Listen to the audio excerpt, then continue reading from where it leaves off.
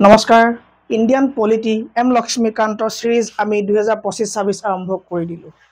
2024-25ত আমি এটা বেচ আৰম্ভ কৰিছিলোঁ সেই বেচটো আমি আটাইখিনি আৰ্টিকুলৰ লগতে বেকগ্ৰাউণ্ড অফ ইণ্ডিয়ান কনষ্টিটিউশ্যন অৰ্থাৎ ভাৰতীয় ৰাজনীতি সম্পূৰ্ণ ক্লাছ কৰিছিলোঁ প্ৰায় 90টামান ভিডিঅ' লেকচাৰ ঠিক আছে আমি 2025-26ত আৰু অলপ এডভান্সকৈ চাম তাৰমানে বস্তু একেখিনি নতুন কিবা এমেণ্ডমেণ্ট হৈছে নেকি নতুন কিবা কেছৰ ৰিলেটেবল হ'ব নেকি আৰ্টিকলবিলাক এইসমূহ লৈ পেলাই আৰু ডিটেইল কাৰণ আমি প্ৰতিবাৰতকৈ নেক্সট বাৰ কামবিলাক আৰু অলপ ভাল হৈ গৈ থাকে সকলোৱে জানে চ' আগৰবাৰত হোৱা যিখন এম লক্ষ্মীকান্তৰ আমাৰ আলোচনা তাতকৈ আৰু অলপ বেটাৰ হ'ব বুলি মই ভাবোঁ মানে এই এম লক্ষ্মীকান্ত যিখন কিতাপ বা ইণ্ডিয়ান পলিটি যিটো ছাবজেক্ট সকলোবিলাক পৰীক্ষাৰ কাৰণে বহুত বেছি ইম্পৰ্টেণ্ট লাগিলে আপুনি ওৱান ডে এক্সামেই দিয়ক নাইবা আপুনি APSC UPSC দিয়ক আৰু এম লক্ষ্মীকান্ত অসমীয়াত আলোচনা কৰাটো খুব কম বেছি তাৰমানে খুব কম পৰিমাণে আমাৰ অসমত এভেইলেবল বা পোৱা যায় আৰু অসমীয়া আমি কিছু ল'ৰা ছোৱালীয়ে মোক কমেণ্টত জনাই যে ছাৰ আমাক অসমীয়াত লাগে আৰু অসমত পাবলৈ বৰ দিগদাৰ আৰু আমাতকৈও যদি ক'ৰবাত বেটাৰ অসমীয়াত ইণ্ডিয়ান পলিটি আছে বুলি মই নাভাবোঁ তো আমি এই বেচটোৰ ছেকেণ্ডটো আপোনালোকৰ কাৰণে দিবলগীয়া ফ্ৰী ক্লাছটোলৈ স্বাগতম জনাইছোঁ সকলোখিনি পৰীক্ষাৰ কাৰণে 2024-25ত হ'ব লগা তো গোটেই আমি কিতাপখন আমি থৰলি কি কৰিম আমি আলোচনা কৰিম ঠিক আছে আপুনি নাভাবিব যে মই ক'লে এটা আৰ্টিকল কৈ পেলাই আপোনাক এৰি যাম ঠিক আছে সেই তেনেকুৱা নহয় একদম ডিটেইল আমি আলোচনা কৰিম তো ফাৰ্ষ্ট কথা আজি আমি পাৰ্ট 5ৰ পৰা ধৰিছোঁ পাৰ্ট 4লৈকে আমি লেকচাৰ 1 যিটো আছিলে আমাৰ ফ্ৰী লেকচাৰ তাত আমি আপলোড কৰি ৰাখিছোঁ তো 5 আমি যিটো পাৰ্ট হয় সেইটো বিষয়ে আলোচনা কৰিম তো পাৰ্ট 5 আমি কি জপিয়াই পালোঁ নেকি ছাৰ নাই পোৱা তো তাৰ আগত আমি কেইবাটাও আৰ্টিকল পঢ়িছোঁ সেইখিনি এবাৰ আপোনাক মই অলপ শ্বৰ্টকৈ পাৰ্টকেইটাৰ সৈতে এবাৰ দেখুৱাই ল'ব খুজিছোঁ টপিক আমাৰ কি ইণ্ডিয়ান পলিটি আৰু যিসমূহ লিখা যায় সকলোবিলাক শ্লাইড এপত আপলোডেড হৈ যাব ইণ্ডিয়ান পলিটি আৰু চিৰিটৰ ক্লাছ যদি কোনোবাই লোৱা নাই লৈ ল'ব অফাৰ চলি আছে প্ৰাইচ ঠিক আছে ইণ্ডিয়ান পলিটি আমি গম পাওঁ যে আমাৰ সংযোগ হৈ আছে নতুন নতুন পাৰ্ট নতুন নতুন আৰ্টিকল কিন্তু সংবিধানৰ যিটো মূল গাঁথনি সেইটো সদায় একেই থাকে হয়নে অ'কে তো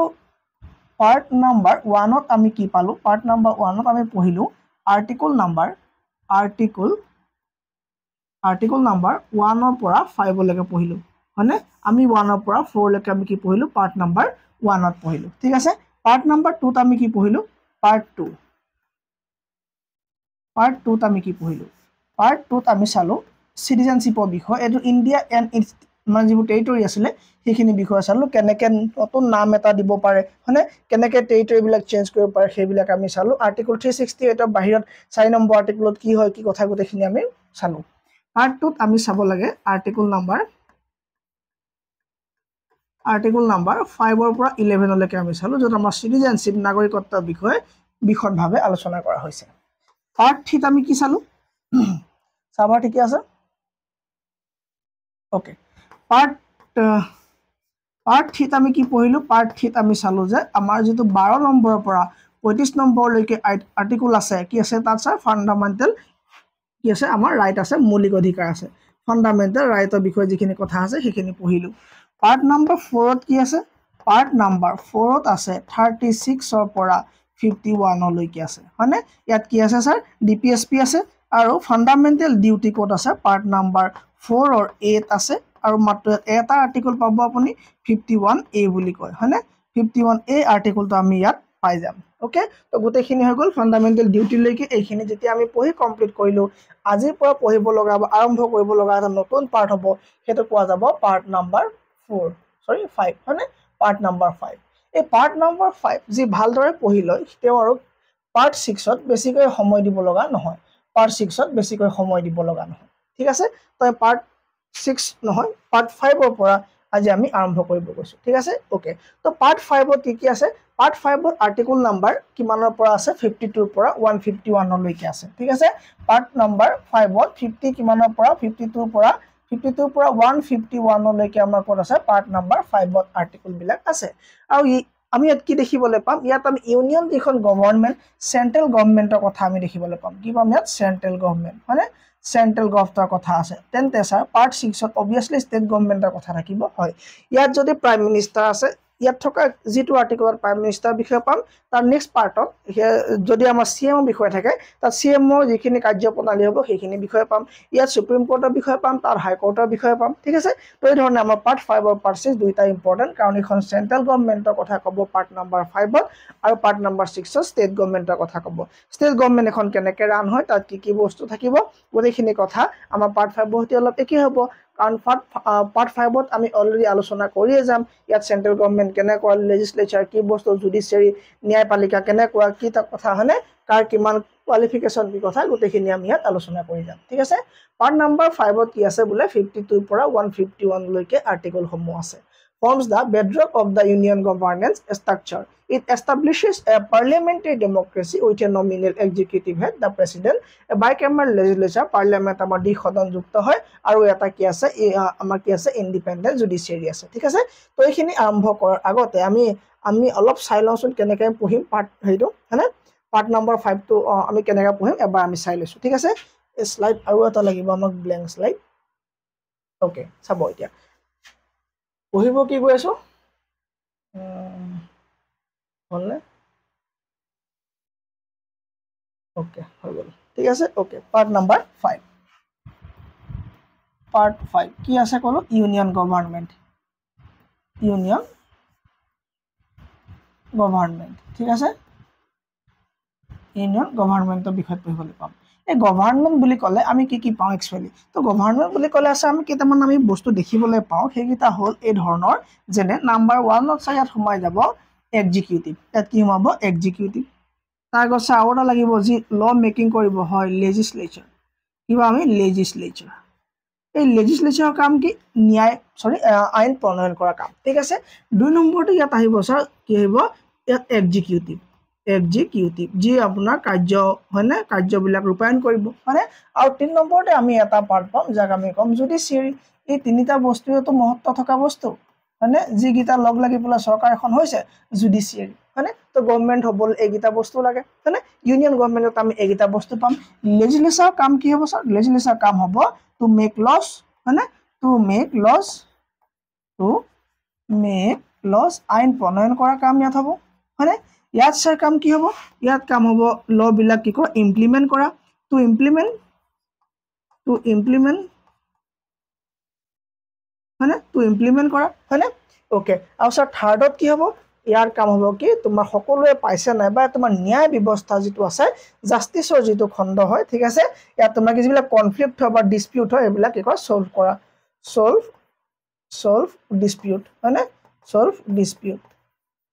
এইবোৰ তোমাৰ ডিসপিউট বিলাক সলভ কৰিব সকলোৱে পাইছে নাই সব ঠিকে চলি আছে নাই গোটেইখিনি কথা ন্যায় মেইনটেইন কৰিব কোনে জুডিচিয়াৰী পাৰ্টে কৰিব তো এই তিনটা আমি কি হয় ইউনিয়ন গভৰ্ণমেণ্টত মেইনলি পঢ়িব লাগে আৰু এইখিনি আমাৰ কি নম্বৰ আৰ্টিকলৰ পৰা 52 নম্বৰ আৰ্টিকলৰ পৰা 151 নম্বৰ আৰ্টিকলৰ ভিতৰত এই গোটেইখিনি বস্তু সোমাই আছে তো গোটেইখিনি বস্তু যদি আমি ভাগ কৰি পঢ়িব পাৰো তেতিয়াহ'লে তো আমাৰ কাৰণে বহুত ভাল হ'ব হয়নে তো চেন্ট্ৰেল গভৰ্ণমেণ্ট বা ইউনিয়ন গভৰ্ণমেণ্টৰ আৰ্টিকল কেইটা হ'ব কি 52 পৰা 151 লৈকে লেজিসলেচাৰ মেক লজ বনোৱা তাৰ মানে পাৰ্লিয়ামেণ্ট সোমাই যাব এক্সিকিউটিভ তাৰ মানে তোমাৰ প্ৰাইম মিনিষ্টাৰকে ধৰি কাউন্সিল অফ মিনিষ্টাৰ সোমাই গ'ল আৰু ইয়াত তাৰ মানে আমি সুপ্ৰিম কোৰ্টৰ বিষয়ে চাই পঢ়িবলৈ পাম একদম ক্লিয়াৰলি বস্তুখিনি বুজি পোৱা হৈছে তো তেতিয়াহ'লে আমি ভাগ কৰি লওঁ গোটেই বস্তুখিনি হয়নে তো গোটেইখিনি বস্তু ভাগ কৰি লওঁ কি হ'ব আৰ্টিকল 52 পৰা 78ৰ ভিতৰত আমি এক্সিকিউটিভ কাৰ্যপালিকাৰ বিষয়ে পঢ়িম ঠিক আছে আৰু তাৰ পৰা আমাৰ যিটো পাৰ্লিয়ামেণ্ট আছে তো পাৰ্লিয়ামেণ্টৰ পৰা পাছ হ'ব লাগিব গোটেইখিনি বস্তু তাত থকা লোকসভা আৰু ৰাজ্যসভাইতো পাছ কৰি পঠাব লাগিব এই লোকসভাৰ ৰাজ্যসভাৰ লগতে পাৰ্লিয়ামেণ্টৰ এটা অংশ আমাৰ প্ৰেচিডেণ্ট নহয় জানো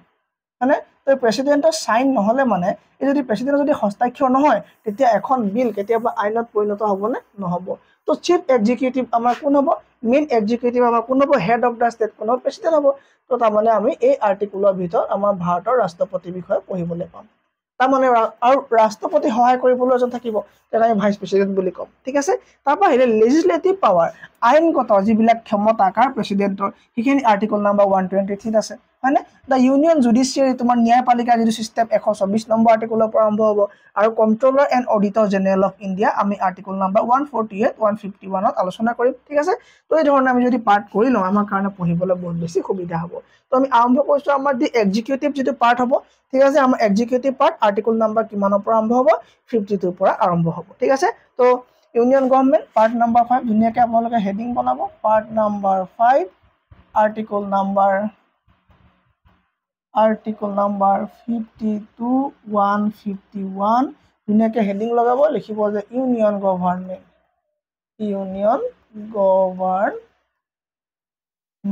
হৈ গ'ল আমাৰ পাৰ্ট ধুনীয়াকৈ ৰেডি হৈ গ'ল এতিয়া আমি ডিটেইল পঢ়িব যাম আৰ্টিকল নাম্বাৰ 52 আৰ্টিকল 52 ঠিক আছে মানে অনুচ্ছেদ নাম্বাৰ 52 তাত আমি কি পাম তাত কোৱা হ'ব যে আপোনাৰ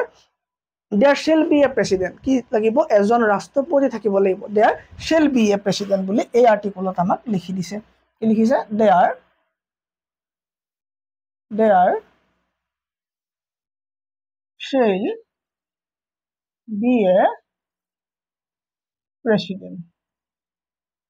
there shall be a president আমাক কি লাগিব এজন কি থাকিব লাগিব বুলে এজন ৰাষ্ট্ৰপতি থাকিব লাগিব ঠিক আছে এই ৰাষ্ট্ৰপতি কোন হ'ব ৰাষ্ট্ৰপতি তোমাৰ সিম্বলাইজিং হেড হ'ব কি হ'ব তেওঁ সিম্বলাইজ কৰিব যে unity and sovereignty of the state ঠিক আছে দা পোষ্ট প্ৰেসিডেন্ট তুমি লিখিবা মানে যেটো পদবী আছে দা পোষ্ট প্ৰেসিডেন্ট যেটো ৰাষ্ট্ৰপতি যেটো পদ দা পোষ্ট প্ৰেসিডেন্ট symbolizes ই বুজাই symbolizes কি কৰে ইউনিটি অখণ্ডতা হয়নে আৰু কি সাৰ্বভৌমত্বতা হয়নে ইউনিটি এণ্ড কি হ'ব তোমাৰ এটো সভৰেনিটি হয়নে অখণ্ডতা আৰু সাৰ্বভৌমত্বৰ এটা প্ৰতীক হয় কোন ৰাষ্ট্ৰপতি মই অসমীয়াত কৈ গৈছো লিখি না যা আপোনালোকে এটা লিখি ল'ব যদি আপুনি লিখিব লগা বুলি ভাবে তাৰ মানে ভাৰতৰ ৰাষ্ট্ৰপতি কি হ'ব ফাৰ্ষ্ট সিটিজেন অফ ইণ্ডিয়া তাৰ মানে হেড অফ দা ষ্টেট হ'ব তেওঁ হাততে আটাইতকৈ বেছি কি থাকিব পাৱাৰ থাকিব বুলি ভাবিছে নেকি ৰব ঠিক আছে তেওঁ কি হ'ব ফাৰ্ষ্ট সিটিজেন যদি আপোনাক কোৱা যায় দেশখনৰ সকলো মানুহৰ নাম লিখিব লাগে আপুনি প্ৰথমে কি লিখিব লাগিব ৰাষ্ট্ৰপতিৰ নাম ফাৰ্ষ্ট সিটিজেন অফ ইণ্ডিয়া তেওঁ দেশৰ প্ৰথম নাগৰিক হ'ব ঠিক আছে লগতে তেওঁ কি হ'ব হেড অফ দা ষ্টেট হ'ব হেড অফ দা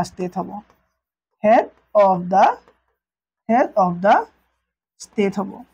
ঠিক আছে তেওঁ কি হ'ব ষ্টেট মানে আমাৰ যিখন দেশ গোটেই দেশখনৰ হেড বা মুৰব্বী কোন হ'ব প্ৰেসিডেন্ট হ'ব ঠিক আছে ওকে তো প্ৰেসিডেন্ট বুলি কোৱাৰ লগে লগে এই যেটো সিস্টেম কৰ পৰা অনা হৈছিল ইউকে গভৰ্ণমেণ্টৰ পৰা মানে ইউকে কনস্টিটিউচনৰ পৰা অনা হৈছিল তো আপুনি এটো লিখিব লাগিব এটো কৰ পৰা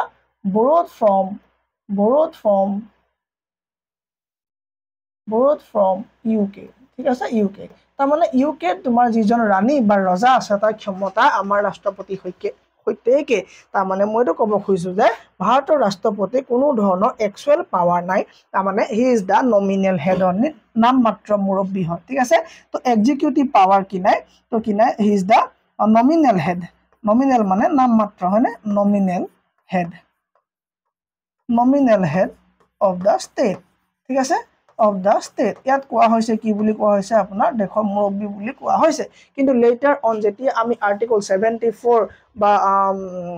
75 74 চাম তেতিয়া আমি গম পামগে যে কি হয় তাত একচুয়ালি কাক কথা কৈছে কাক হেড বুলি কৈছে আমি গম পামগে সো এতিয়া আমি মেইনলি জানিব লাগে যে পাৰ্ট নাম্বাৰ 5 আৰ্টিকল নাম্বাৰ 52 ত কৈছে যে এখন দেশত মানে ভাৰতত এজন কি থাকিব লাগিব প্ৰেসিডেন্ট থাকিব লাগিব ঠিক আছে আৰু যি ভাৰতৰ ইউনিটি মানে একতা আৰু অখণ্ডতা মানে আৰু কি আপোনাৰ সভৰেনিটি কি হ'ব সিম্বলাইজ কৰিব তেওঁ ভাৰতৰ প্ৰথমজন নাগৰিক হ'ব হেড অফ দা ষ্টেট হ'ব nominal head of the state হ'ব যেনে দৰে তোমাৰ কি আছিল আমাৰ ইউকে তোমাৰ কি হয় হেড কোন হয় তোমাৰ ৰজা বা ৰাণী কি হয় হেড মাত্ৰ নাম মাত্ৰ হয় কিন্তু তেওঁ বেলেগৰ আদেশ মতে বা বেলেগৰ কাম মতে কাম কৰিব লাগিব এইখিলেকে সাউন্ড আৰু ভিজুৱেল ক্লিয়াৰ আছে নাই যদি আছে এবাৰ কমেন্ট কৰক ক্লিয়াৰ আছে নে নাই সাউন্ড ঠিকে আছে সব clear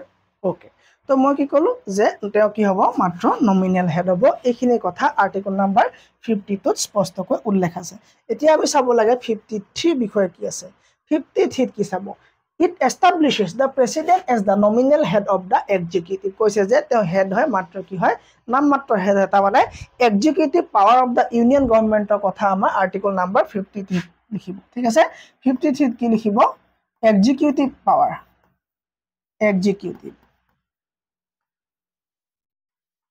executive power of the union union গভৰ্ণমেণ্টৰ এক্সিকিউটিভ পাৱাৰ মানে কাৰ্যপালিকা ঠিক আছে মা কাৰ্য কি বুলি কয় অসমীয়াত কি শক্তি হ'ব মোক কমেণ্টত দিব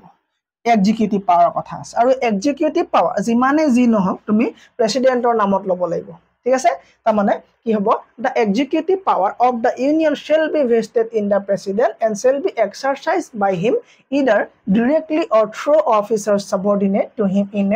in accordance with this constitution কৈছে যে তুমি দেখো যি কামেই নহওক কিবা শান্তি চুক্তি হওক বা যুদ্ধ ঘোষণা হওক যিয়ে নহওক যিয়ে চুক্তি নহওক সেয়া কি হ'ব প্ৰেচিডেণ্টৰ নামত হ'ব তাৰমানে প্ৰেচিডেণ্টৰ হাততে মানে কি হ'ব এক্সিকিউটিভ পাৱাৰ ভেষ্টেড থাকিব কিন্তু সেই পাৱাৰ প্ৰেচিডেণ্টে নিজে এপ্লাই কৰা বা তেওঁ কি কৰিব পাৰে তেওঁ ছাবঅৰ্ডিনেট এপইণ্ট কৰিব পাৰে ঠিক আছে তেওঁ অফিচাৰৰ দ্বাৰা এই পাৱাৰ কি কৰিব ইমপ্লিমেণ্ট কৰিব তেওঁ অফিচাৰ্ছ বা ছাবঅৰ্ডিনেটৰ জৰিয়তে এই পাৱাৰ ইমপ্লিমেণ্ট কৰিব এতিয়া আহিলে এই অফিচাৰ্ছ বা ছাবঅৰ্ডিনেট কাক কোৱা হয় ইয়াত থকা ছাবঅৰ্ডিনেট মানে হ'ল আপোনাৰ পাৰ্লিয়ামেণ্টত থকা আপোনাৰ কি হ'ব কাউন্সিল অফ মিনিষ্টাৰ্ছ হয়নে council of ministers and PM council of ministers and PM তেওঁ কি হ'ব ছাবঅৰ্ডিনেট হ'ব তাৰমানে আপুনি এতিয়া গম পাবগৈ এটা কথা যে আৰ্টিকল নাম্বাৰ 74 আৰু 75ৰ দুটা পৃথক আৰ্টিকল আছে হয়নে তাৰমানে তাত কি হৈছে তাত অলপ যদিও মানে প্ৰেচিডেণ্টৰ হাতত প্ৰথমে আৰ্টিকল নাম্বাৰ 52ত কৈ দিয়া হ'ল যে সকলো কাম মানে এক্সিকিউটিভ পাৱাৰ কি আছে প্ৰেচিডেণ্টৰ নামতে নিহিত হৈ আছে ঠিক আছে কিন্তু আপোনাৰ 74 আৰ্টিকলত কোৱা যাব যে 74 আৰ্টিকলত কি বুলি ক'ব জানে shall be a council of minister with the prime minister to assist or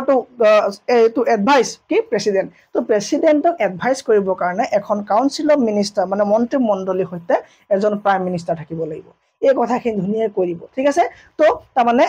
আকৌ আপোনাৰ 75 নম্বৰ আৰ্টিকলত ক'ব যে কাউন্সিল অফ মিনিষ্টাৰ মেইনলি কি হ'ব ৰেছপন্সিবল হ'ব ঠিক আছে মানে in the house of the people ঠিক আছে তাৰমানে হাউস অফ দ্য পিপলৰ ওচৰত আপোনাৰ কি হ'ব হাউস অফ দ্য পিপলৰ ওচৰত তাৰমানে হাউস মানে গম পাইছানে আপোনাৰ পাৰ্লিয়ামেণ্টৰ কথা কৈছো পাৰ্লিয়ামেণ্টৰ ওচৰত আপোনাৰ কাউন্সিল অফ মিনিষ্টাৰ ৰেছপন্সিবল হ'ব ঠিক আছে তাৰমানে গোটেই কামখিনি যদিও পাৱাৰটো আপোনাৰ প্ৰেচিডেণ্টৰ ওচৰত দিয়া হৈছে কিন্তু সেই প্ৰেচিডেণ্টে কাৰ পৰা এডভাইচ ল'ব লাগিব কাউন্সিল অফ মিনিষ্টাৰ আৰু PMৰ পৰা এডভাইচ ল'ব লাগিব এইখিনি কথা 42nd আৰ্টিকল 42nd এমেণ্ডমেণ্ট আৰু 44 এমেণ্ডমেণ্টত কি কৰা হ'ল এইকেইটা কথা এড কৰি দিয়া হ'ল ঠিক আছে তেনে কি লাগিব পাৰমিশন মানে এডভাইচ ল'ব লাগিব যদিও তোমাৰ কি হয় হেড হয় ঠিক আছে তো আমি গম পালো যে একৰ্ডিং টু আৰ্টিকল নাম্বাৰ 53 প্ৰেচিডেণ্টৰ নামতে কি হ'ব গোটেই কামখিনি হ'ব ঠিক আছে প্ৰেচিডেণ্ট এজন কি হ'ব তোমাৰ নমিনেল হেড হ'ব প্ৰেচিডেণ্ট নমিনেল হেড হ'ব president nominal head and sir real head কোন হ'ব PM হ'ব তাৰমানে কোন প্ৰাইম মিনিষ্টাৰ হ'ব ঠিক আছে তেনেকৈ আমি পাৰ্ট 6ত পঢ়িম যে নমিনেল হেড হ'ব আপোনাৰ গভৰ্ণৰ আৰু ৰিয়েল হেড হ'ব আপোনাৰ CM ছাৰ হয়নে CM ছাৰ হ'ব কি আপোনাৰ ৰিয়েল হেড ঠিক আছে তো সেইকাৰণে পাৰ্ট নাম্বাৰ 5ৰ লগত পাৰ্ট নাম্বাৰ 6ত বহুতখিনি কি আছে মিল আছে এতিয়া ক্লিয়াৰ হৈছে নে আৰ্টিকল নাম্বাৰ 53 তাৰ তলৰ এটা সাব ক্লজত কৈছে যে without prejudice to the generality of the foregoing provision তাৰমানে কি হ'ব আপোনাৰ এই সুপ্ৰিম কমাণ্ডাৰ যিকেইজন আমাৰ নেভি আছে আৰ্মি আছে এয়াৰ ফ'ৰ্চ আছে এই গোটেইবিলাকৰ হেড কোন হ'ব বোলে মানে হেড কোন হ'ব সুপ্ৰিম কমাণ্ডাৰ কোন হ'ব প্ৰেচিডেণ্ট হ'ব ঠিক আছে প্ৰেচিডেণ্ট কি হ'ব সুপ্ৰিম কমাণ্ডাৰ হ'ব কিন্তু এইটো মাত্ৰ নামতে দিয়া আছে কিন্তু তাত গৈ যেতিয়া আপুনি গম পাব যে তাৰ মানে পাৰ্টিকুলাৰ ডিপাৰ্টমেণ্ট আছে পাৰ্টিকুলাৰ ডিপাৰ্টমেণ্টৰ এটা পাৰ্টিকুলাৰ মিনিষ্ট্ৰী আছে সেই মিনিষ্ট্ৰীবিলাক আছে তাৰ কি আছে ৰিয়েল পাৱাৰটো ভেষ্টেড আছে ৰিয়েল হেড হ'ব ঠিক আছে কিন্তু একেবাৰে সৰ্বশেষত ক'ৰবাত যুদ্ধ ঘোষণা হওক বা শান্তি চুক্তি হওক স্বাক্ষৰ টকাৰ লাগিব প্ৰেচিডেণ্ট হ'ব কাৰণ কি প্ৰেচিডেণ্ট আপোনাৰ কি হ'ব সকলো পাৱাৰ প্ৰেচিডেণ্টৰ ওপৰতে ভেষ্টেড কৰা আছে বুলি আমাক অলৰেডি আৰ্টিকল নাম্বাৰ 53 কৈ দিলে তো আৰ্টিকল নাম্বাৰ 52ত আপোনালোকৰ হয়তো একো ডাউট নাই মই ইয়াত ধুনীয়াকৈ অসমীয়াত লিখি দিছোঁ যদি কিবা ডাউট পায় মোক জনাব এতিয়ালৈকে কিবা প্ৰব্লেম পাইছে নেকি কওক ষ্টিল হিয়াৰ প্ৰব্লেম নাই চাগে তো এতিয়ালৈকে আমি যিখিনি পঢ়িলোঁ সেইখিনিৰ পৰা গম পাই গ'লোঁ যে প্ৰেচিডেণ্ট চাহাবে আমাৰ নিজাববীয়াকৈ একো কাম কৰিব নোৱাৰে তাৰমানে তেওঁ এটা ৰাবাৰ ষ্টাম্প যদি এখন বিল দিয়ে যে ছাৰ চাইনটো কৰি দিয়ক চাইনটো কৰি দিব হয়নে তাৰমানে তেওঁৰ হাতত কোনো ধৰণৰ বহুত বেছি পাৱাৰ নাই কিন্তু তেনেকুৱা এক সম্পূৰ্ণ সত্যও নহয় কিছুমান ক্ষেত্ৰ থাকে য'ত প্ৰেচিডেণ্টে নিজাববীয়াকৈ কিছুমান কাম কৰিব পাৰে নিজৰ মতে কৰিব পাৰে তেনেকুৱা ধৰণৰ কেইটামান কামো আমাক ইম্পৰ্টেণ্ট তো constitutional position of the president যদি আমি চাব যাওঁ কনষ্টিটিউশ্যনেল সাংবিধানিক কনষ্টিটিউশ্যনেল পজিশ্যন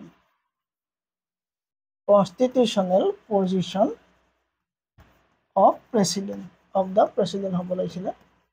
অফ প্ৰেচিডেণ্ট সাংবিধানিক মৰ্যাদা কি আছে তেওঁ কি নিজে একো কৰিব নোৱাৰিব নিশ্চয় পাৰিব তেওঁ কৰিব পৰা কামৰ ভিতৰত কি আছে এটা এক্সাম্পল ফৰ এক্সাম্পল কি কাম তেওঁ কৰিব পাৰিব ধৰি লওক আপুনি নিজৰ মতে কৰিব পৰা কামৰ ভিতৰত তেওঁ প্ৰাইম মিনিষ্টাৰক এপইণ্টমেণ্ট কৰিব পাৰিব তাৰমানে এপইণ্টমেণ্ট অফ প্ৰাইম মিনিষ্টাৰ আৰে ছাৰ এইটোতো একদম অসম্ভৱ কথা সেইটোতো চাব এতিয়া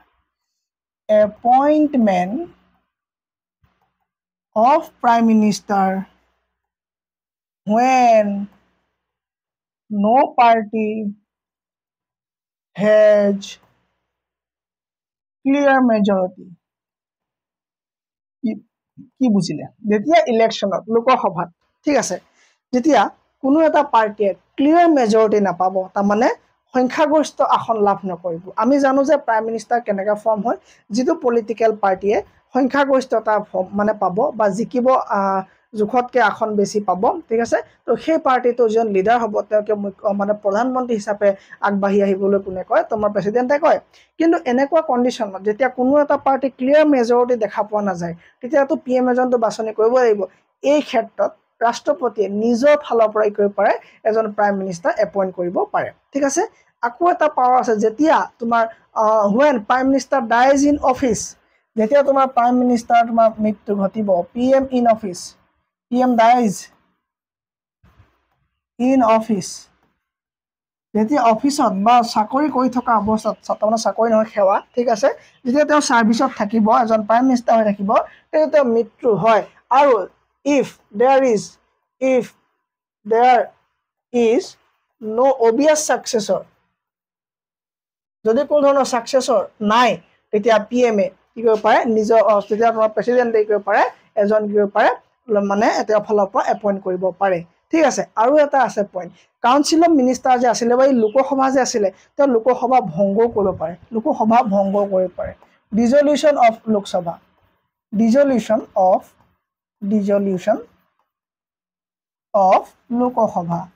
লোকসভা কেতিয়া ডিজলভ কৰিব পাৰে